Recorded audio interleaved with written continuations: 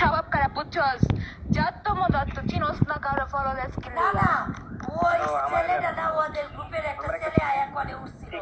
বলছে আপু সমস্যা নাই এটা ফেক আইডি মনে হয় নাম নিয়ে আস, পরে কলে উঠছিল আপু আমি কালকে দেখছি আমাদের গ্রুপের কয়েকটা ছেলে তোমাকে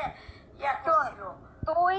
400 উপরে 400 কতজন যেন ফলো দিস বুঝছস, এত মানুষের ফলো দিস করে দিব না আবার আইডি টাইম নিয়ে সব আনফলো করে দিব না আগেরটার মতো। আমার আইডিতে মাত্র 61 জন না কতজন, 100 উপরে আমি নিই না। আগেরটা জিরো করে দিছিল না আরিয়ানে টান দিয়ে আইডি টান দিয়ে জিরো করে দিছিল সব আনফলো করে দিছিল, আচ্ছা এখন আবার নতুন করে দিব না সব আনফলো করে। আমিও দিছি, আমারও দিছিল, সবাই দিছিল সব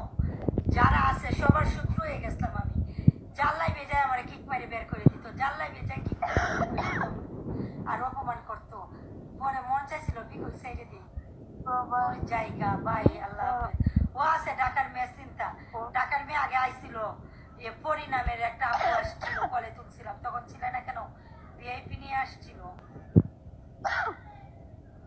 কেন হয়তো ইয়ারে বলে জিনিয়ার লগে ও না না